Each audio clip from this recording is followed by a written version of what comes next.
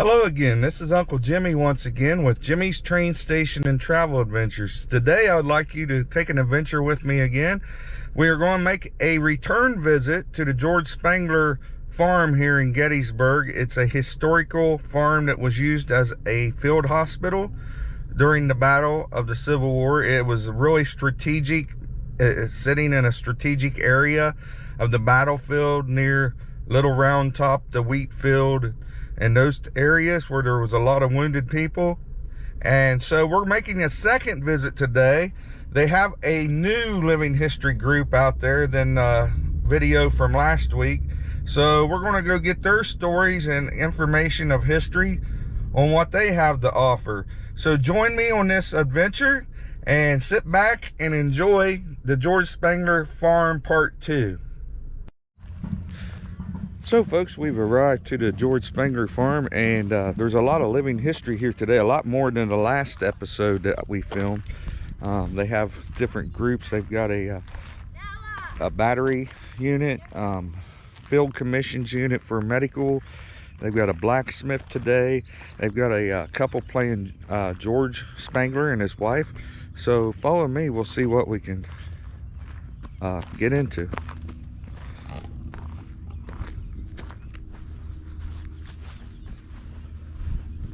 We'll head up to the barn here and see if there's anything going on.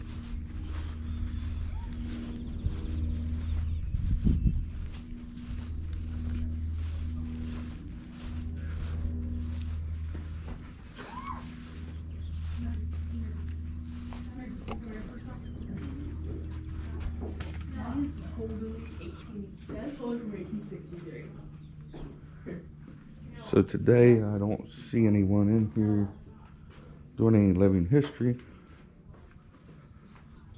so we'll mosey outside and see what we can see and film.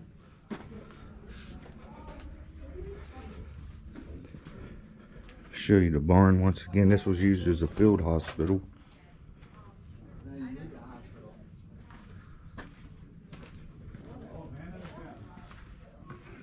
So follow me on this adventure and we'll continue on and see what we can film. So we'll head into the summer kitchen, which is part of the Spangler farm. This is the actual building that General Armistead died in 2 days after his wounds. Good morning. Good morning. Have a nice setup here. Thank you. We are here as the United States Sanitary Commission, and it was a volunteer organization comprised of the Union states, but it was a nationwide organization and completely volunteer funded. It had the name United States in its title, but it was not funded in any way by the United States government. Wow, that's interesting. So everything that the commission did throughout the entire war was through the generosity of the Northern people and their donations. Now, were you part of the Christian commissions? The Christian Commission was a separate organization. Okay. The Christian Commission was founded about 6 months later in 1861, and it was an offshoot of the YMCA. The Sanitary Commission was started by May of '61, and it was the result of Society Women in New York City visiting the camps and noticing that soldiers were dropping like flies and a bullet hadn't been fired yet. So they banded together. They had to have gentlemen be their officers because a married woman could not open a bank account. And you can't handle the donations without a bank account. And they started the Women's Central Relief Agency. And soon that was joined with relief organizations throughout the North.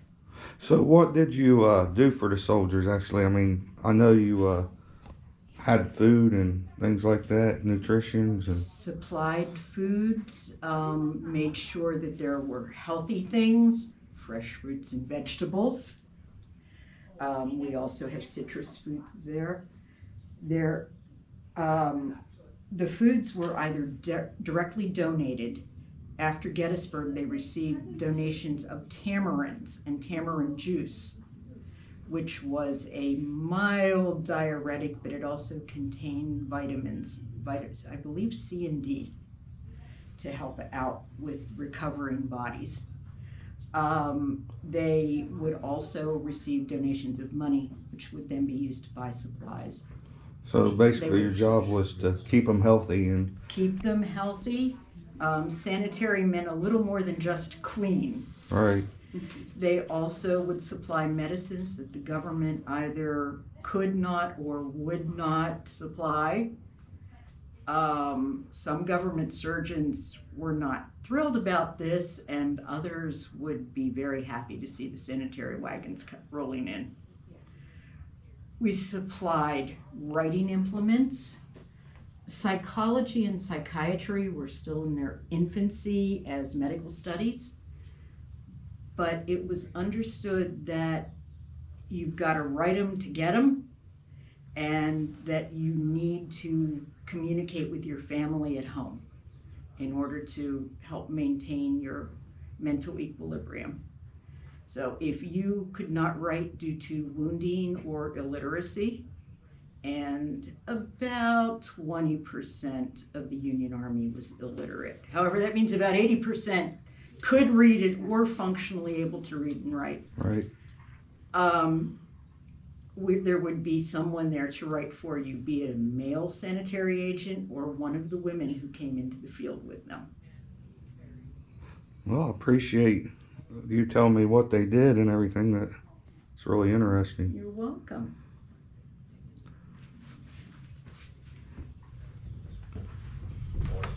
So that was very interesting, talking about the volunteer commissions that help the soldiers out. This is the Spangler farm right here. So we'll continue on and see what else we can find. The Henry, the Sharps, and then Colt the Goon. They come from the Mexican War. A lot of them brought them back, like, and then this here's your Colt 36. And then they had the Remington. And this would be a 44. This is a 44 with 50 grains of powder. This is the most powerful handgun at the time. And then this is a 36. It had 30 grains of powder. Interesting. This is the saddle that they would have, right? Yep, that would be the saddle. Is this an original or a replica? That's original. Original piece. Hardware. And then they put all new leather on it. Yeah. But you have your canteen, and then your sword would go on the other side. But you'd have all this stuff on. And this is like this. So you could get to your pistol rounds, your caps. And then this would be for your, if you had a Sharps or a Spencer. So you had a cartridge box for your rifle and your pistol you had to carry. Well, this would be your pistol rounds. Uh-huh. And then this would be your cartridges. Yeah, they carry about 60 rounds in each one. Interesting. Well, I appreciate your time and showing me. And this one is what it's got this on it, because when you go up to shoot, you want to be able to put it back down behind and then you. pull it back up so you won't lose it. And then it only goes flopping around, and but it hooks into the eye ring and your Sharps, and that's how you carry it. So you got all this equipment. You carry your bed rolls, your pouches are for food, and then your canteen for water. And then if you're a courier or courier, you would carry paperwork. You had a lot of equipment to carry as a cavalryman. But I portrayed infantry. I used to be in a unit, 73rd Ohio, there you go. and didn't realize cavalry had so much to carry.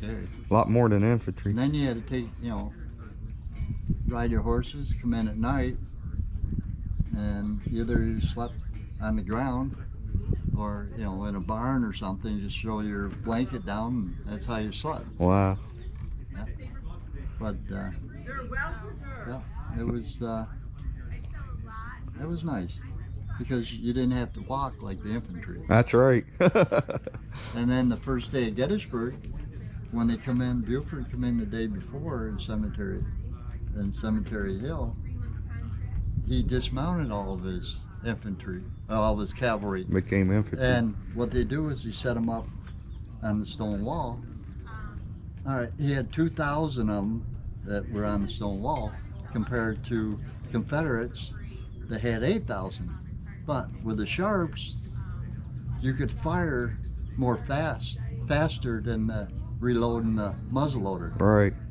So you had a little advantage there. Right. So instead of having like 2,000 cavalry, now you got 4,000 cavalry because they could all shoot.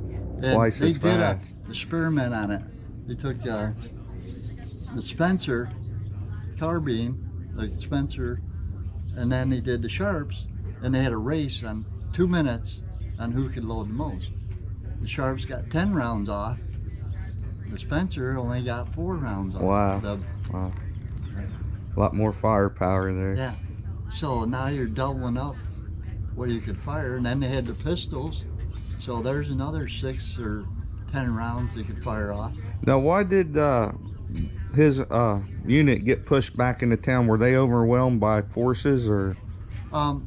Yeah, they were overwhelmed because, well, what it is the Confederates had 2 more groups coming in. Okay. Longstreet's gang and stuff come in. So they were pushed back through the village. Same with the artillery. Artillery was behind us, so when they overrun the stone wall, everybody moved back through the village. Well, thank God we got the high ground, right? Uh-huh. Well, that's what Buford said when he come in through the apple orchard and down through and seen Cemetery Hill. It was the high ground, and he was looking down the field and then across because they knew they had to come in somewhere. Confederates had to come in somewhere on the low ground because that's where they come in from. Right. So, and it made it perfect. Yeah, made it perfect for us anyway. Yep. Well, I appreciate your time. Yep. Thank you for sharing no your. problem. So this is part of Reynolds Battery that's here today, Living History, and we'll go over here and see the blacksmith shop. So we're coming up on Living History here. That this couple here is portraying Mr. and Mrs. Spangler that lived here at the farm. So tell us what it was like. Well, first of all, we had the choice when they came in with close to 5,000 horses and over 2,000 men. We had nice flat fields, and that was a good place for the artillery. They could turn around with their caissons. So they took over our fields. Our corn was knee high. Our wheat was just about ready to thresh, and they just demolished it all. It was just overrun. They gave us 2 choices. We could either leave or we could stay here in one room of the house. So our 4 children and our hired man lived on one room of the second floor there. But that was the only way we could try to keep an eye on our belongings. I mean, we've owned this farm for 15 years, and we've brought it up from basically nothing. We built our home, started with a log cabin. We have a stone home now. We built this barn, but they've just created chaos. They've taken down our fences. They've used those wood fences for firewood. I had chickens. I can't find my chickens. I think they've probably eaten them. In fact, they're roasting one of our small hogs over there in that smoker. I don't know how we're going to survive this next year because our crops, our cash crops are gone. I don't know how we're going to feed our animals. We had our hay. The mow was filled with hay, and they've taken the hay for their horses. The crops that were standing in the field are gone, and we have no other source of income. In 1861, we just purchased 65 more acres.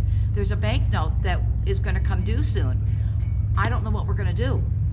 It's but I understand because, you know, those poor boys, the suffering that they're going through. They've filled up our barn. They've filled up the fields with injured men. In fact, there's over 200 graves out there of soldiers that have passed on here. And I understand that we're all in the same boat. We're all stretched to the limit. My husband has been going to town every day trying to see whatever he could glean in town on credit to help us survive. It's war is hell. As General Sherman said. You know, we're under so much stress here right now. As farmers, you can do everything right, and if the weather's not with you, you can lose everything. But to lose everything for this reason, it's beyond our control. I mean, at least with the weather, you can glean some. Mr. Spangler, what do you think of the situation? Do you think you're going to be able to recover from this? Well, we're hard workers. Farmers are hard workers, and we'll endure and get through it. We'll pass a note on to the federal government, and hopefully we'll get reimbursed for some of the damage that they've done here. But we don't expect a lot, but hopefully we'll get a little bit back. And like she said, I'm going to town every day and trying to buy some food, and it's just, but it's all for a good cause, because the Union has found a good spot to bring their cavalry and artillery staging area, and so we kind of understand, but it is tough. I worry about this winter when hopefully they're gone by then, and providing for my family. They didn't give you folks much choice, did they? Well, we could have left. We could have, but where would we go? Where we go, and at least with us here, we can kind of keep an eye on things, and you know. Well, I appreciate your time, and thank you for that, and you folks have a good day. Okay, thank you.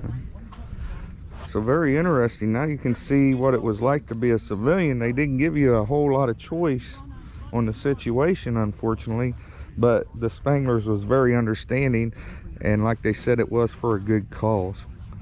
So we'll go over here and check out the blacksmith shop. So here we go. We got the stove that they use for forging. You can see they use coal. And they typically made stuff like this for camping, and for us, it's more about stuff for the battery. Well, yeah, that's true. Yeah. Yep.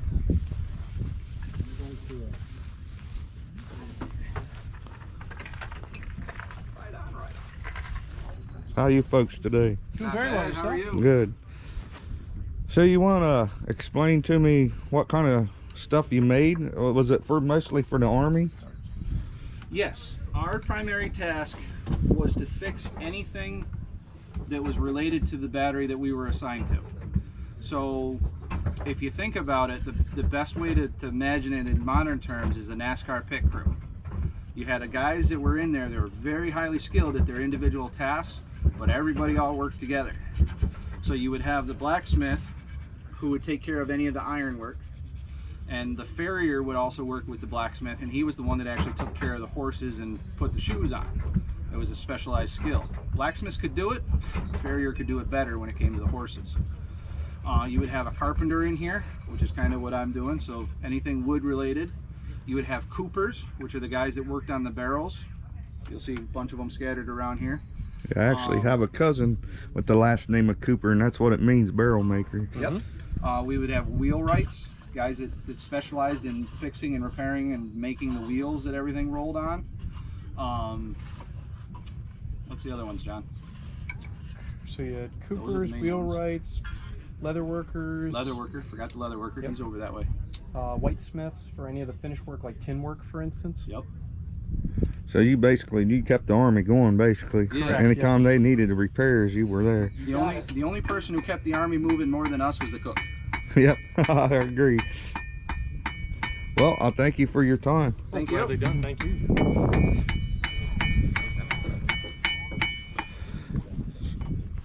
Show you a little bit what the blacksmith does here.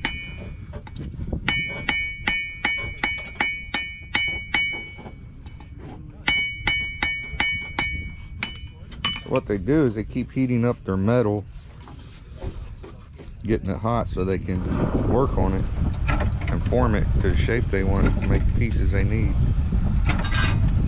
And that pumps air in there, making the coals hotter.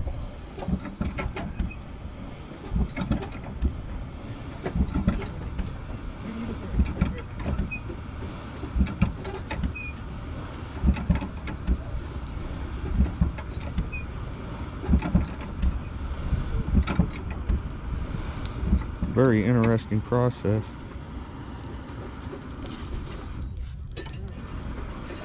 Well, we'll come over here and see what else we can learn.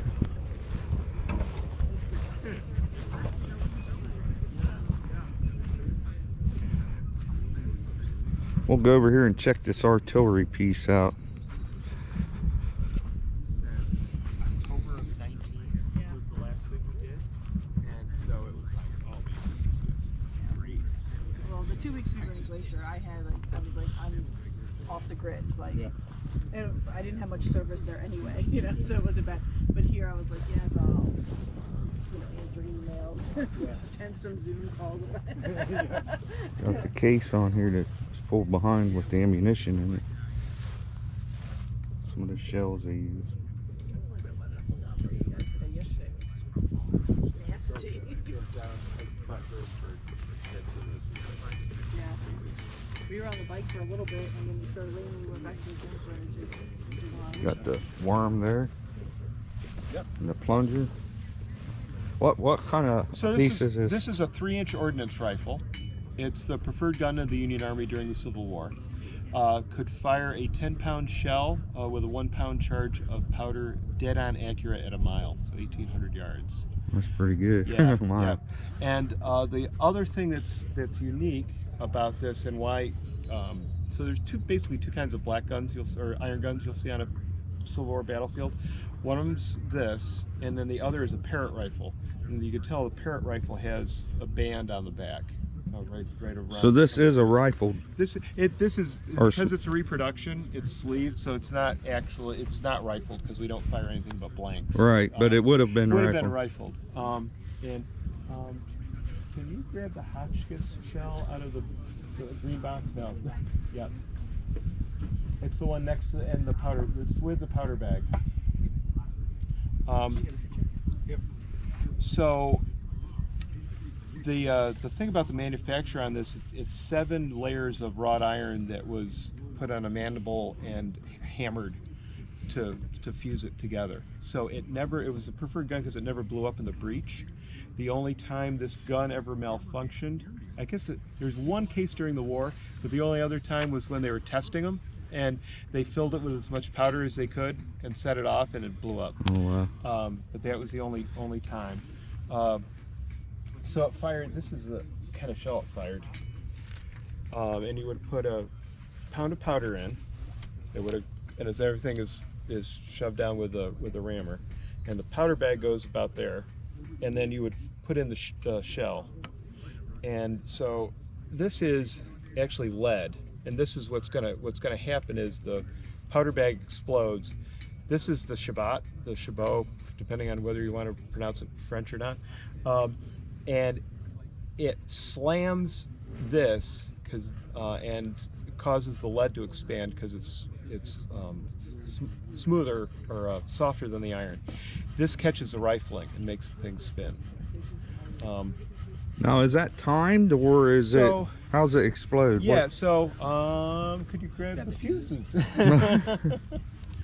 And so yeah, there's 2 different kinds of fuses that would have gone into these, and I'm going to show you the paper fuse. There was also a metal fuse. It was called a Borman fuse, and it was a flat disc, metal disc that was spiraled, and the spirals were filled with gunpowder, and you would check your time of flight.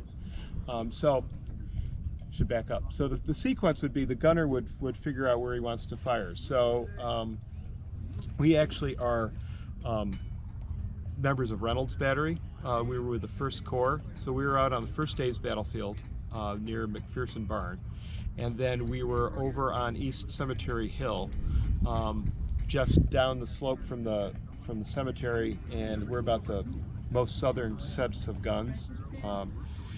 And at that second day, we actually were in a artillery duel with Confederates on Benner's Hill, and because we had these, the more accurate guns, and we had ranged in the hill before they got there, we really decimated the Confederate artillery on that. By doing what you do is you'd figure out your range, and so I think that range was about 1,800.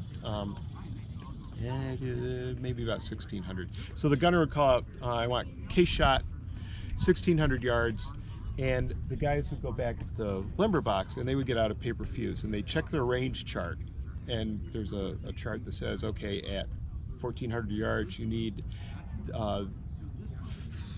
3 seconds time of flight, and you cut your fuse a certain length. Oh, so the fuse was cut for the distance. Yeah, it was cut for the distance, and then they would put it right in, and they'd bring the number 5 guy would bring it up to be loaded, and so when the gun is set off, so this is 2.96 inches in diameter. It's a 3-inch ordnance rifle, so you've got a little windage, and they would flame up around, ignite your fuse, and fire off and burn down, and ideally explode over your target.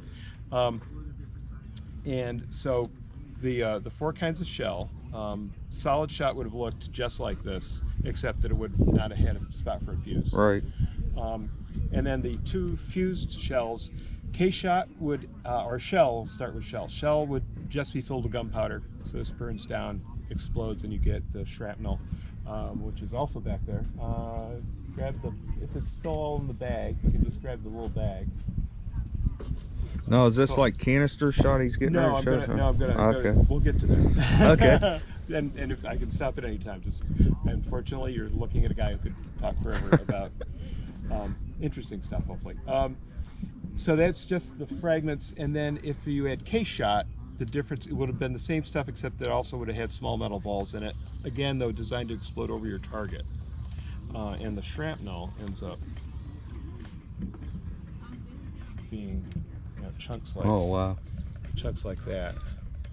And so that's when I do some damage. yeah, and when I get the kids at a school day, it's like, okay, so what am I wearing? You know, do I have a helmet? No. Do I have, Kevlar? No. So this hits you in the head. It's at least going to wound you, if not kill you. And then the last one is going to be canister. I got to get a new one for this, because this is a little bit big. This is probably canister for a 20-pounder or for a Napoleon. The canister is going to look like, actually there's canister back there too.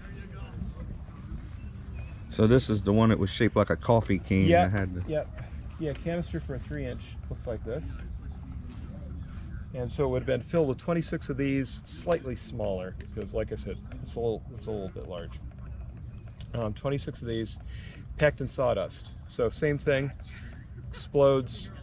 This is very thin-walled. It's not like, it's not thick like the other one. So when this slams up, this just rips open because it really is like a tin can. Turns into a giant shotgun. My cool story. So the other thing, our unit, the unit we portray is originally from upstate, originally from Rochester, and I'm from the Finger Lakes area. And so next to us is the city of Auburn, and Cowan's Battery came out of Auburn. They were the first New York Independent Battery. They are at the just south of the copse of trees during Pickett's charge, and they're brought in halfway through the barrage. Actually, as the attack's stepping off, the barrage is over, and they replace a battery that was south of the trees. And Cowan's expends all of his exploding shell before the attack even gets close to him. And by the time they get, he's run out of anything that's extensive. So he orders all the canister brought up, and he's got five of these 3-inch ordnance rifles on the south side of the trees. He orders all the guns to be double and triple loaded. Wow. With canister. So you got 1, you got 2. Some of them are out to here. And he orders the men to load and come to the ready and hold their fire. And so you usually use canister at maximum range of canister is 400 yards. Practically speaking, you only use it under 200 yards, so 2 football fields.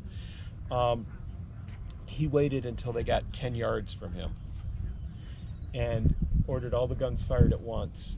And they said there was smoke and a red mist. So it just made them disappear, basically. They disappeared. The Wow. smoke cleared, and there was 200 men in front of his 5 guns that had just been, cut in half. I've heard stories like that. Yeah. And so if you go and see, if you go to the Copse of Trees and you look at their monument, it's a big square one, and there's got a great bas relief of the action, and it says double canister at 10 yards. That's crazy. Yeah, it was crazy. So Yeah, I've heard cool. stories of people standing there Thank you. Have a and great seeing day. on the Emmitsburg Road arms and legs flying through the air Yeah. and a pink mist just. Yeah, yeah. But the reason actually, we kind of worked our way to be doing Spangler is this was the location for the artillery reserve during the battle for the Army of the Potomac. So in those fields were 19 batteries. Am I making my numbers right? Yeah, 19 batteries, 106 guns. Wow. They had 2,375 officers and men, and about the same number of horses and mules, all out through here. All And this was a supported. very strategic. It's area. centrally located. So, and Hunt was the general in charge of the artillery, and for the Union Army, and so he picked this on purpose because it was so centrally located. So, Granite Schoolhouse, basically, which is to our north, runs east and west and connects the Tawnytown Road and the Baltimore Pike.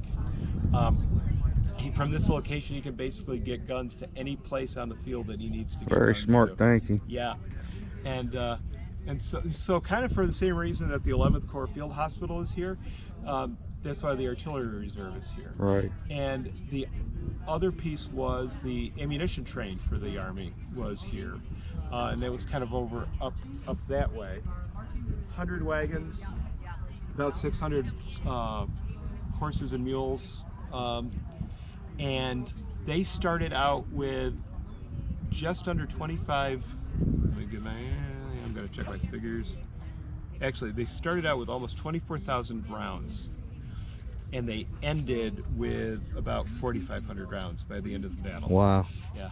A lot of ammunition Got a lot fired. of ammunition. Well, I appreciate your Yeah, time. Thank you for his very interesting. Yeah, great. Thanks. Yeah, we got lots of cool stuff. So, Thank you. thank you. We'll go over here and check out the drummer boy. And Sort of the same feeling. You get that gut feeling that it just isn't right. It just doesn't sit right. So they would have calls in camp life such as lunch, probably the favorite of the day, dinner, another favorites, roll call, which would be in the morning or just before nights, reveille to get up, and there was some calls in between such as fatigue call, which would be to work, and then at the very end of the day they would have a call called retreats, which would basically mean get to camp, it's the end of the day, finish work, and just hang out pretty much. So the calls were super short and repetitive, so it would be super easy to learn and remember as a soldier. Like, you could probably name 15 jingles you hear on TV and just repeat them to me right now, like McDonald's, I'm loving it, Red Robin, yum, stuff like that. There's basic calls such, like I was talking about, the assembly. It's super short and repetitive.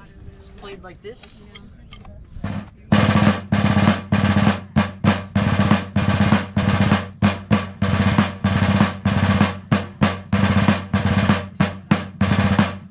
Or the musician's call, which is get up before assembly so that you can play assembly.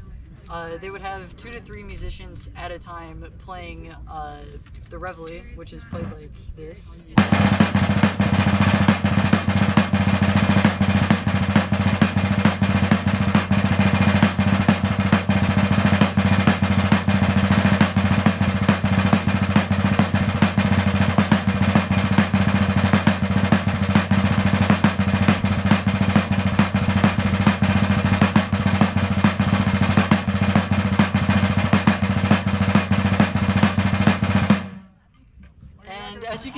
super repetitive, super easy to learn, and after 2 to 3 days, you think you'd understand what it meant, and when it's played, it kind of like falls into order.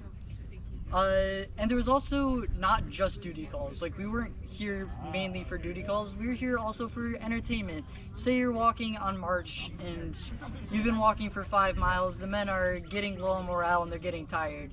Maybe an officer or one of your buddies is like, play a tune.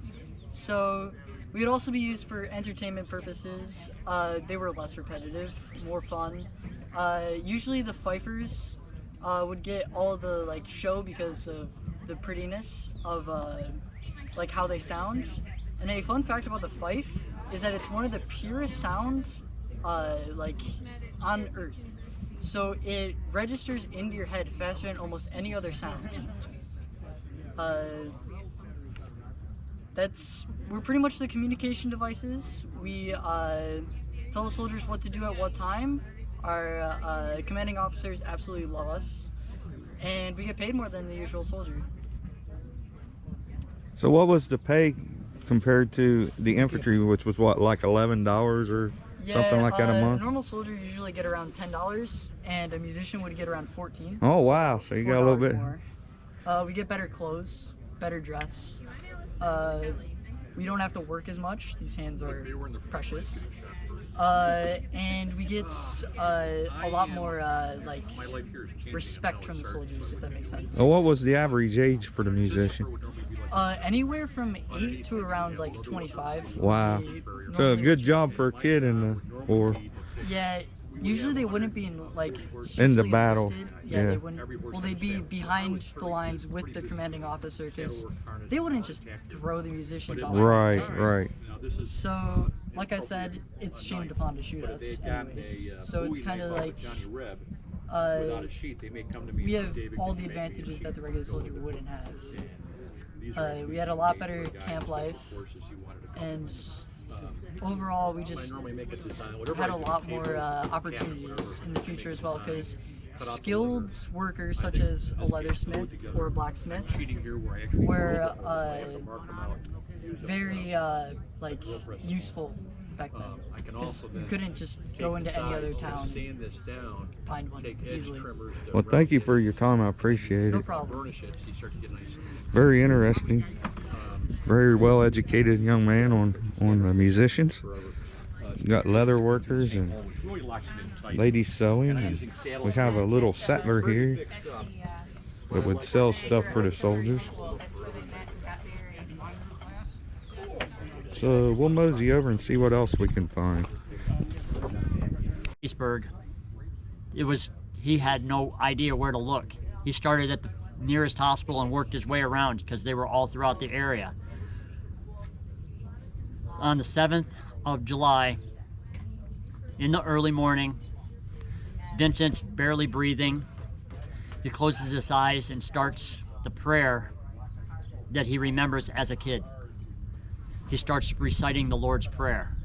And the last words that Strong Vincent said on this earth were the Lord's Prayer. His aide,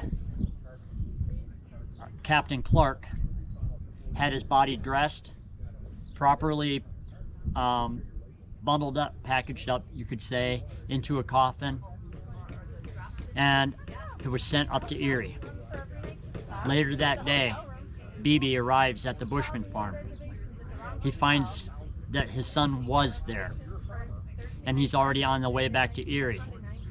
But in his journeys as he was going through, he found a Captain John Sells name on the list. The Sells must have been friends of the Vincent family, and he was a captain of the 83rd. He was one of the only officers from the 83rd to be killed. Actually, he was mortally wounded but died shortly after, and he was buried. Well, he found out where the body was.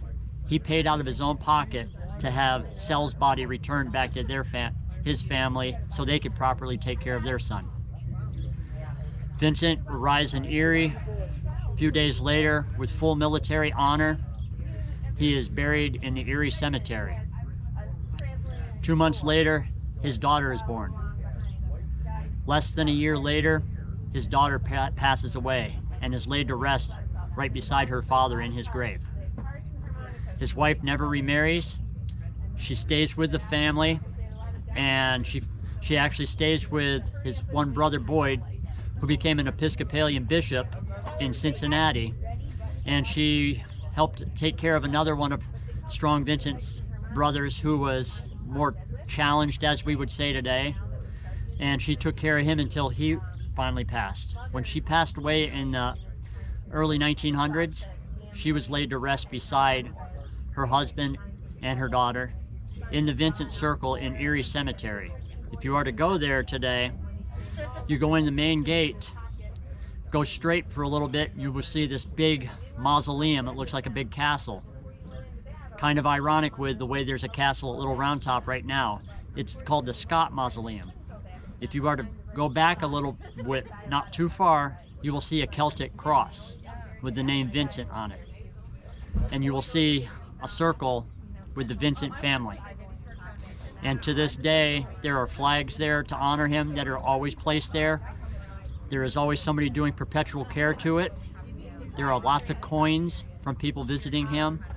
And I am his official graveside speaker and have done numerous talks at the grave. Awesome. Well, I'm glad I finally got to meet you in person. I've been friends with you on Facebook for a few years. And you are? James Hunter. Okay, yep. All right. And I appreciate your time. And thank you. And this was done a couple years ago. Wow, that's good. To get that tintype done here in town? Yes, I got it done in town.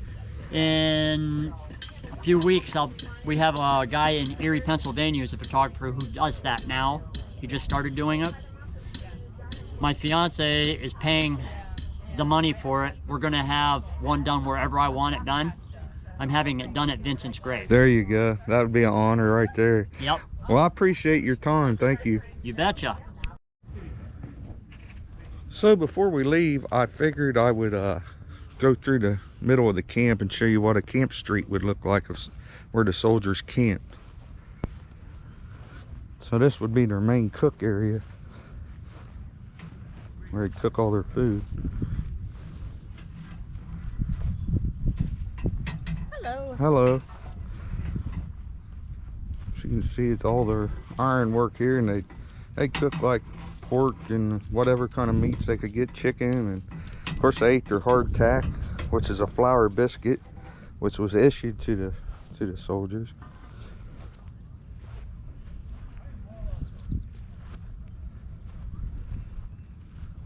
So basically, in real life, they would camp. They would sleep on the ground on their blanket. But being reenactors, they're camping for comfort. And this is a Facebook friend of mine over here that I'm Facebook friends with. It's Colonel, he portrays Colonel Strong Vincent. I see a lot of his pictures and stuff. Finally glad to meet you in person. I'm James. Nice to meet you. Yeah. Yes, I'm friends with Reynolds Battery.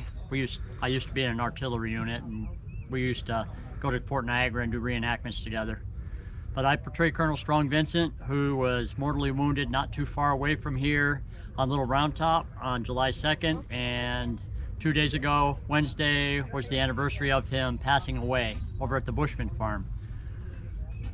Everybody knows that Vincent went to Little Round Top to defend it without proper orders, and things could have changed dramatically for his history if they wouldn't have held and Vincent had lived. They could have court-martialed Strong Vincent. Wow. But waiting for proper orders can sometimes cost a battle, and when he saw this courier coming up, he beckoned him over and says, "What are your orders?" He says, "I'm looking for General Barnes." "What are your orders? Give me your orders." So Vincent probably sounded a little more terse than that, and the captain says, "I'm looking for General Barnes. General Sykes, who was their corps commander, wanted them to place somebody up on the hill." And Vincent told him, "I'll take the responsibility. You go find General Barnes and tell him what I'm doing." So Vincent turns to his second in command, Colonel Rice of the 44th New York, and tells him, come up to the hill at the double quick, and I'll position you where you need to be when you get here. So Vincent takes his horse, rides up to Little Round Top along with his bugler and color bearer, which is Oliver Norton. And Oliver Norton has a little history also. Oliver Norton was the bugler even before Vincent was in command. And one evening when Dan Butterfield was still not the position he had now in the Army as the Chief of Staff, he was writing bugle calls. And he wrote something out on a piece of paper, and he had Norton come over to him and play it for him by a campfire. And then they tweaked it just a little bit, and everybody now knows this song as the most honored song of Taps. Now when Vincent arrived on Little Round Top, shells were starting to fly. He turned around and he saw Norton. He had the flag still fluttering. He says, "Damn it, Norton, get behind the rocks with it. Down with the colors." Because Confederate artillery saw the flags on the hill, so okay, they know that they're getting flanked. Well, the firing slackened a little bit, and just as Vincent was looking his ground where to place them, Rice comes up first. He says, "All right, I'm going to put everybody where they need to be.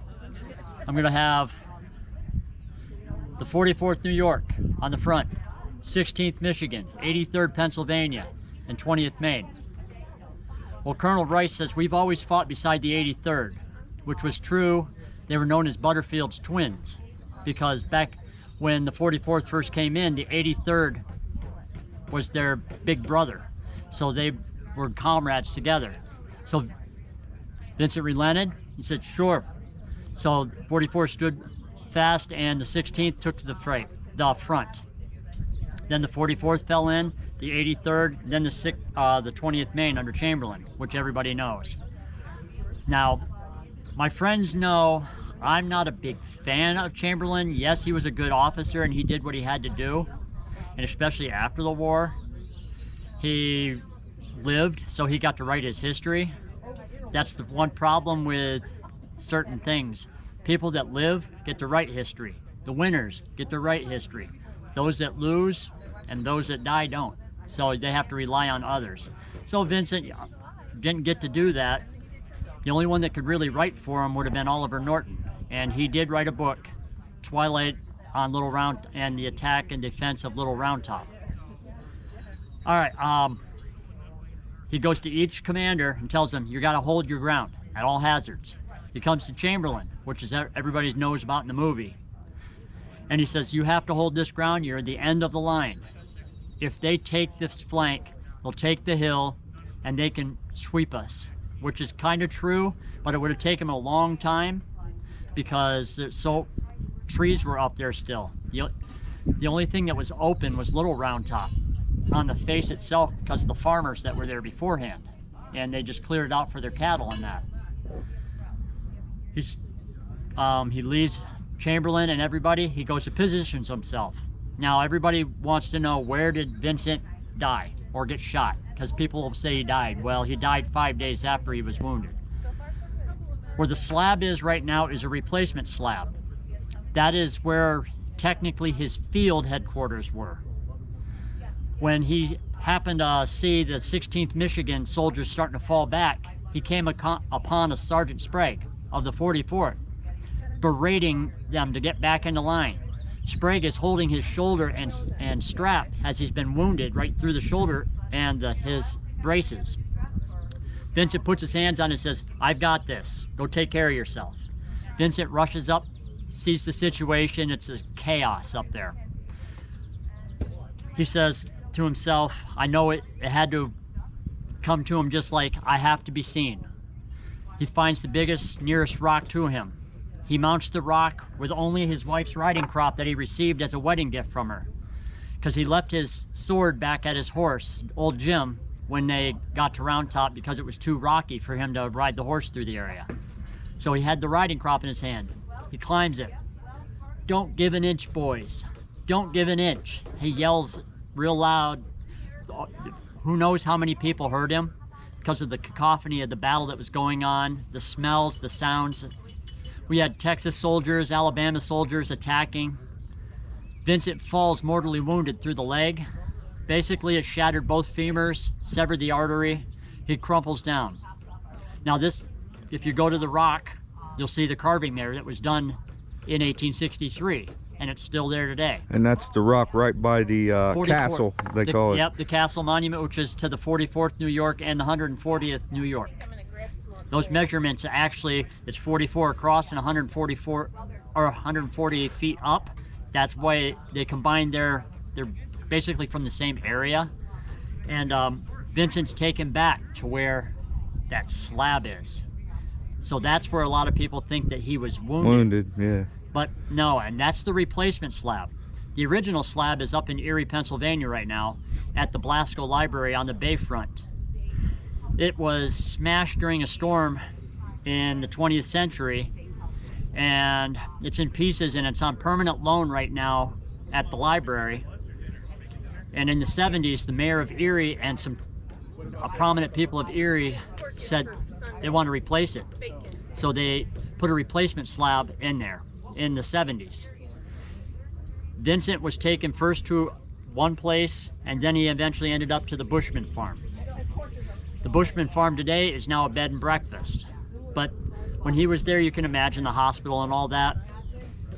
They say that Vincent didn't scream in pain. He was quiet when he was moved in bed. He might have groaned a little bit, but not much. His wounds were treated, and that evening, Norton got permission from the new commander, Rice, to go find him and see how he's doing. This is where it gets kind of emotional for me. Vincent's in this lantern lit room. Norton walks in. Norton's one of his best friends. Norton sees him all pale and looks at him. Vincent can't really speak. Norton has tears in his eyes when he sees him. He says, "They held, Colonel. They held." Strong Vincent was more worried about the hilt and the position than he was about anything else. And when he got that confirmation from Norton, it relieved him some.